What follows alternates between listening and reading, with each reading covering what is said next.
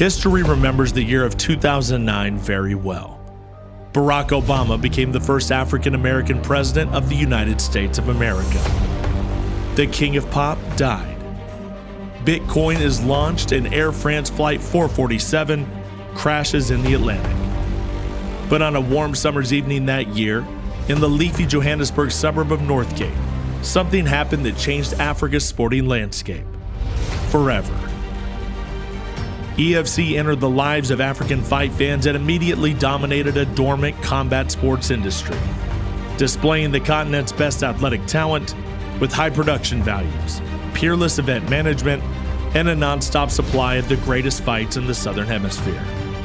Today, over 13 years later, EFC remains one of the first and longest running MMA organizations and has grown into one of the most watched combat sports properties in the world today.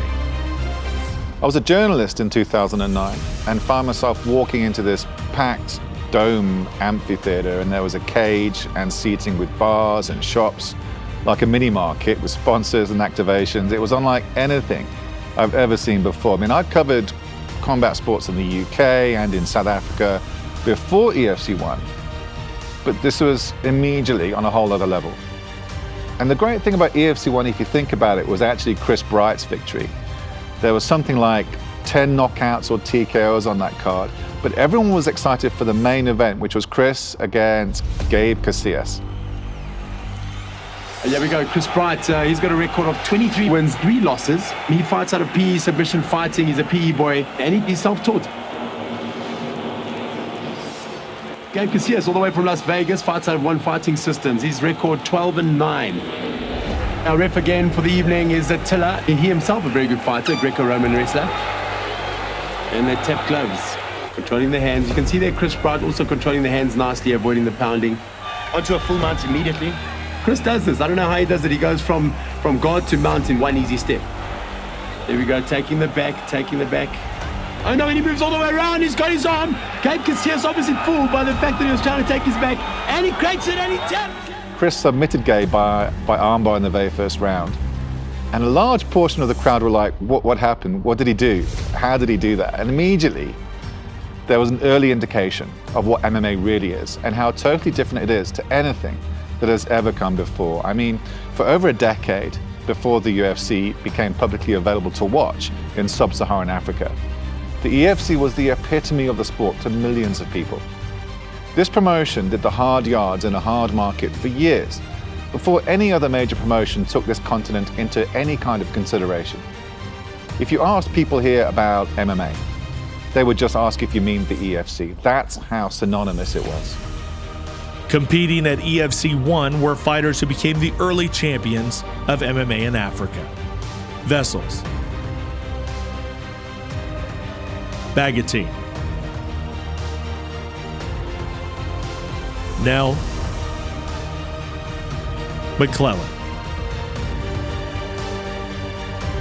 As television deals with national broadcasters began, venues began to sell out, sponsors cashed in, and fighters became international stars. Several won contracts with the growing Las Vegas-based promotion, the UFC. And throughout their history, the two organizations continue to work closely to provide a wider platform for athletes like Potts, Asker, Duplessis, Fierro, McClellan, Dalcha, Garimbo, Simon, Hadley, Zulu, and more, who all traded the 6 sides for 8 as the EFC continued to flourish. I think it was once the show hit the road that was the next realization of the incredible appetite South Africa had for MMA.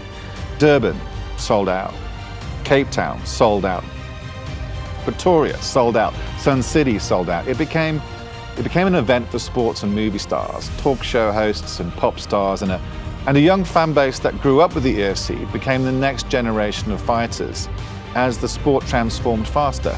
And international fighters, They no longer wanted to compete in Europe. They wanted EFC contracts. They came to Africa because this was and still is one of the best organizations in the world to fight for. As African fighters left and international competitors arrived, EFC's broadcast product found distribution across the world as events were transmitted live in new markets previously untouched by African sport. The fan base in Europe, North America, and Asia grew exponentially after the launch of EFC Worldwide.tv, the organization's very own streaming platform, an innovation that preceded the trend in other territories. This provided a new digital platform for events that were fast becoming appointment viewing, as the quality of the competition proved to be truly world-class. I've covered combat sports around the world, and there's some EFC fights that are up there with the greatest in MMA, period. Don Madge's trilogy with Leon Maynard. The trilogy is complete! Elvis Moyo against Andrew Van Zyl. This is it. We go into round number 4 and Once we get the belt! Andrew Van Zyl, can he do it again? 5! Absolutely amazing! Clearly must right on the exit and he steps in! Oh my goodness! Andrew Van Zyl does it again! My goodness! Michiel Opperman submitting Jadison Costa. We are live! Take gloves, we do this. Trying for the neck break. Oh, he's working so hard, This is dangerous for Jadison. Oh my word! It's a huge upset! A huge upset! Unbelievable! I can't believe it! Amanda versus Rislin. Durban, South Africa. The time for talk is over. It's time to knuckle up and throw down. Here comes the shot! Reno's gonna do it! Referee's right on top of the action. Reno's gonna do it! Oh my goodness! My God! The era just continued! The legend of the Mad Dog continues!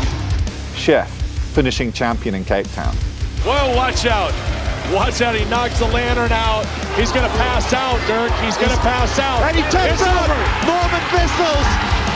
Dinner is served, courtesy of the chef, Norman Vessels. Elena Lunga's spinning back kick on BB gun. Bernie Masson gets us started round number 1. Made the point that he's going to look at boxing. Oh my goodness! My goodness! That was the kick of the century. Welcome to the highlight reel. Elena Lunga, spinning kick to the jaw. Good night, BB gun. Urshad Syed's combination finish against the president. He's not going to like it in there. There's no win for him here. It's my hometown. I run South Africa. I'm the president. Make no mistake about that. Everywhere I go. Syed has got Right this. to left hand. Knocks Did he him knock down. him out? Looking to finish. Syed Referee does jumps it. in. The White My Tiger. goodness. Tyron Rightford's war with Dino. This is a fight that everyone is talking about. We are live! Referee dropping the right hand by Begatin. Right foot is off. Dino tries to all out. It's done. Dino Begatin to the fight. Of course, Snakebone's spinning elbow on Torbjørn Madsen. Oh, fantastic spinning back elbow. Oh my God! What a knockout. What just happened? What just happened? What a spinning back Did elbow. he just put in a cheat code? Absolutely. What was that? Danella's come behind win over Cabello Rivera. She is a bit of a mess right now. She took a couple of really big shots, but they'll clean up in the corner. Moving, and now she's just much covering time up. remaining. Brad Block is going to stop this. Irene Rivera says she's fine, but she's going to have to show She's her got to do move. something. If she doesn't move, then there's no chance. She's just not hearing, and she's zoned out here. They're throwing the towel. They're done. Gareth and Jeremy. He's got it locked up. Smith is holding on for dear life. Now McKinnon's got it locked in deep. This is not good for Smith. Doing everything he can to get out here. Oh, he just Terrence McKinnon wins the middleweight title. He is the best middleweight on the African continent again. stops Jeremy Smith. As his front kick of Billy.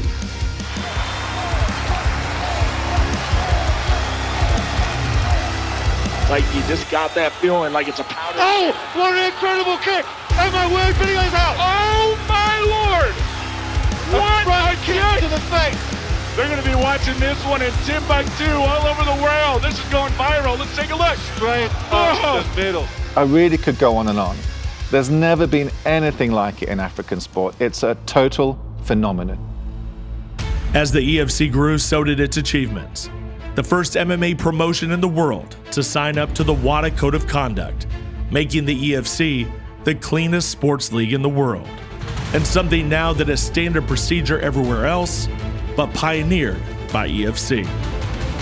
Precautionary athlete medical care that put all of the established sporting codes in the shade gave EFC an international reputation, attracting global fighters, desperately seeking a safe and fair platform on which to compete.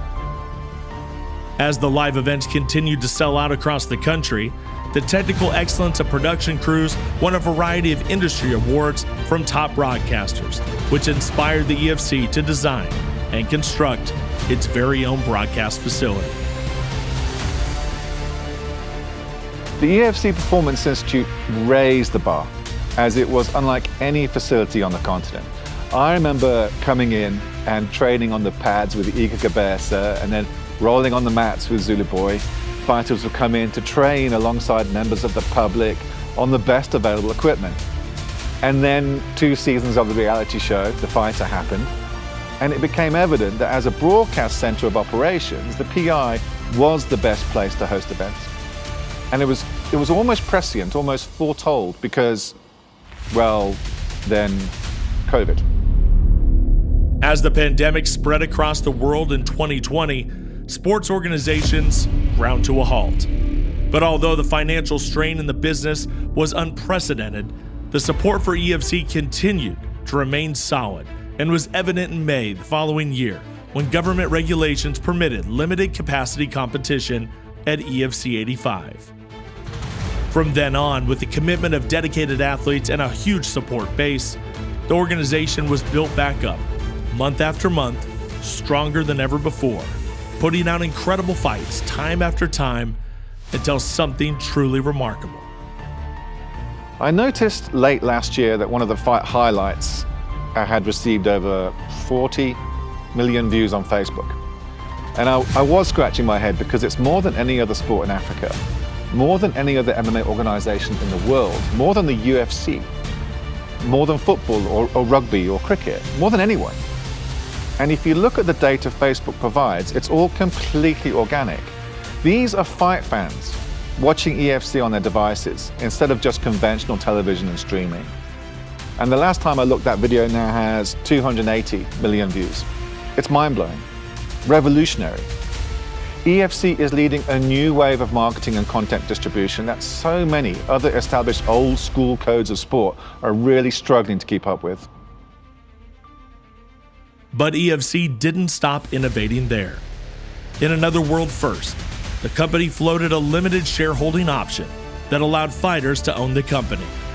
Using an online trading platform, athletes and production staff could choose to be part paid in stock, as well as given an option to purchase extra shares. Today, EFC is the first and only sports promotion in the world to be part owned by its athletes.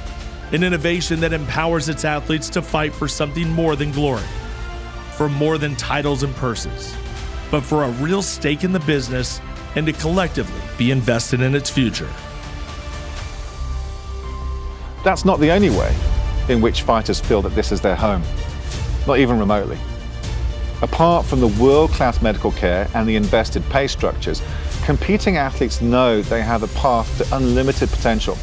There's company partners who don't just support the organization, but support the athletes themselves. And thanks to them, fans are treated to the very best combat sports action available on planet Earth today. Over 13 years after that warm summer evening, when nobody present that night could have predicted what would transpire, EFC is staging the Centennial EFC 100. During that time, the world has changed drastically, and the EFC along with it. The only constant in life is change.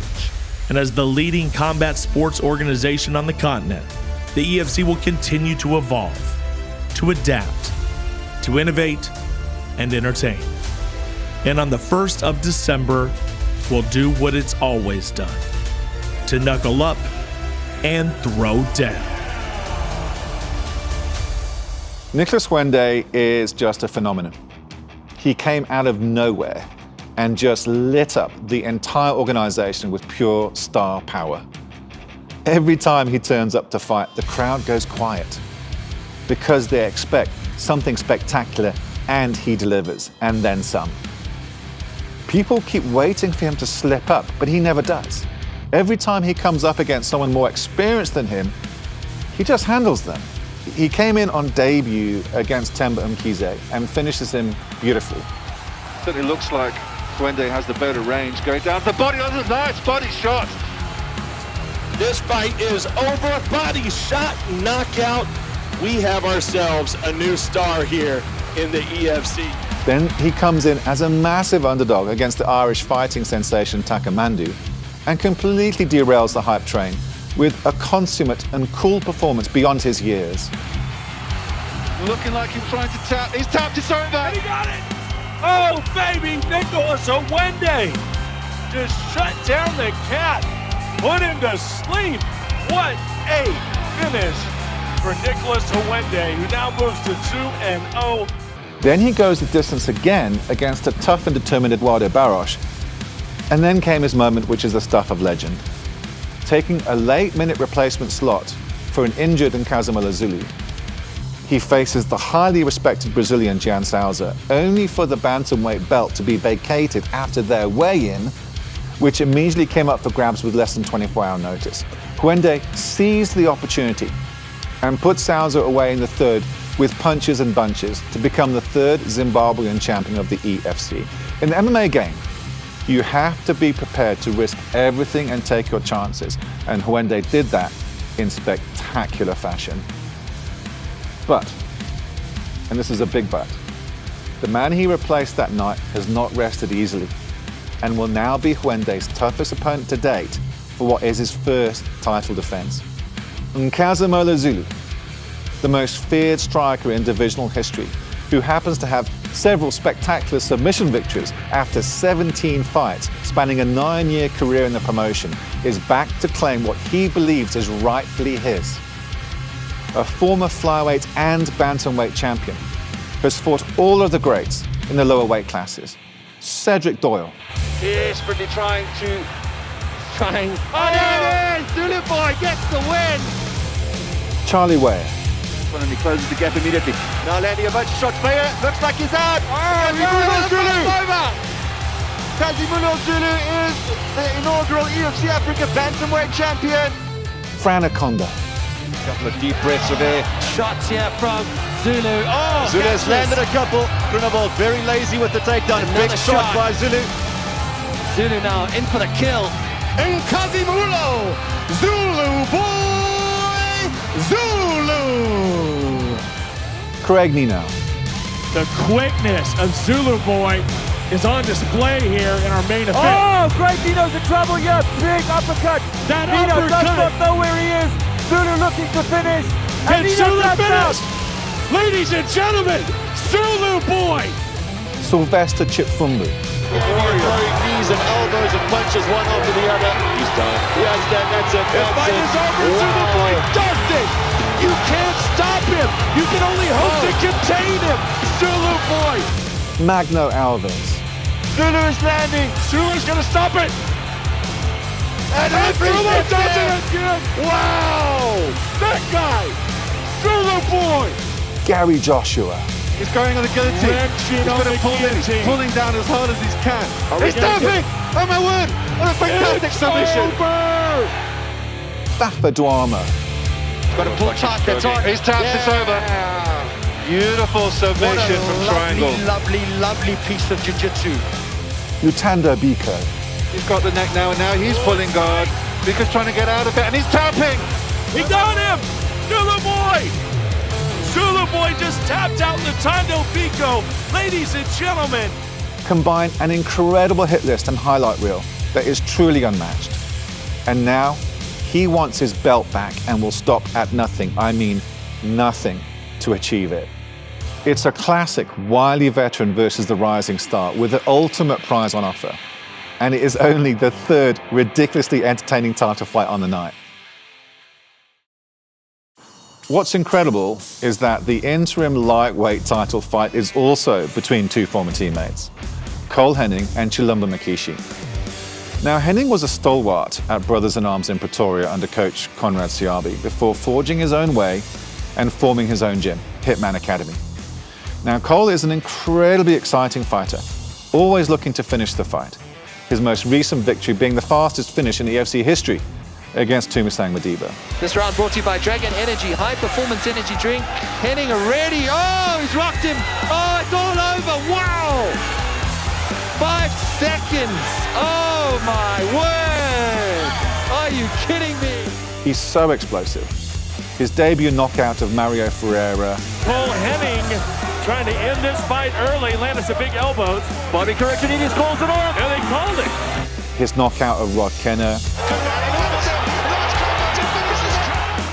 And his loss to August Kayambala, who also fights on this card, by the way, was very contentious, with many pundits giving the victory to the Hitman. How these guys are both on their feet. I mean, they've been swinging away for 3 entire rounds. I mean, it's just good head movement from both. Good movement, good in and out. I mean, cracking fight. It's an absolute wonder why no one is unconscious. Well, as tight of a round as this is, I'll give Cole Henning this. He walked down Kayambala that entire round. The barista, August Kayambala! He combines technique with a fearsome attitude and is comfortable in all areas of the hex, whether it's on the feet or on the canvas. But his opponent is undefeated, and that includes a stunning first-round uppercut knockout of Kayambala. Who's gonna go down? Oh, what a shot! What a leg shot by Mkishi! Oh my goodness! Kayambala is out for the count. All of Chilumba's wins have been incredible. The stoppage of Rod Kenner. He fell so hard and took 1 or 2 shots. Here we go, here's the replay. Right here, he gets up and then sort of just right over here on sea legs, loses his footing almost completely. Right looks there. like he was about to pass out. Bobby Correctionidis grabbed him. If it wasn't for that, he would have fallen down, no doubt. Those 2 wars with Pierre Burta. Pierre really needs to do something to finish this round and get some points in the judges' eyes. What a performance by both fighters. The durability of both had to hang around in this fight. And for Chilumba Mkishi on short notice, he is showing he is the real deal in this division. And Sifiso Nkobo. No, the coaching just not quite coming through. The coaching's not going to be enough to battle the strength of Mkishi. And I think it comes down to this. Strength, strength, strength. He's just a bigger, stronger fighter. Stupid strength by Mkishi. He just keeps improving every time he fights. And the fact that both athletes know each other's strengths and weaknesses just adds real extra spice to the biggest fight of both of their careers. One of the most contentious moments in the history of EFC occurred at EFC 92 in March of 2022. There was a very controversial referee stoppage. And here we go with the hammer fist. Followed by a reset. We know he's strong. We know that he hits like a ton of bricks, and he's got the speed, but if you don't know how to harness that speed, then you're all over the place. In that instance, he was all over the place, and now if he does it again, he's going to lose a point for sure. 100%. And then another stoppage, which resulted in Luke Michael taking the middluweight belt. Referee put him aside, getting Pepanka Trestle. He has to give up his back, he has to do something. Referee's going to stop it. He's asking to fight champion. Luke Michael wins the EFC middleweight championship of the world. And your new EFC middleweight champion of the world, Luke Young Michael. The EFC immediately offered the loser, Pepanka Trestle, a rematch, which he accepted. But unfortunately, we received news that Luke Michael has sustained a serious injury in training.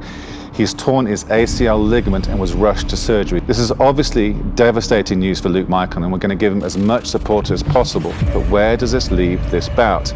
Well, EFC matchmakers have confirmed that EFC welterweight champion Zico Makangele has stepped up and has accepted the bout. But what about Tresor? Do you accept a very dangerous late-minute replacement fighter, or do you wait another 6 months for Luke Michael to get fit and come back and avenging your loss, which this fight was supposed to settle? The build-up to EFC 100 continues to be dramatic in so many ways, so fight fans are just going to have to keep a look on all the social media accounts and EFCworldwide.com to check out all the breaking news for EFC 100 as it happens. When you look back to EFC 1 and you see how far the promotion has come, I'm not just excited for EFC 100. I honestly can't wait for 200 and 300 and beyond to even 1,000, because what will happen at EFC 100 will never be forgotten by those who will witness it, who will always ask, where were you on the 1st of December?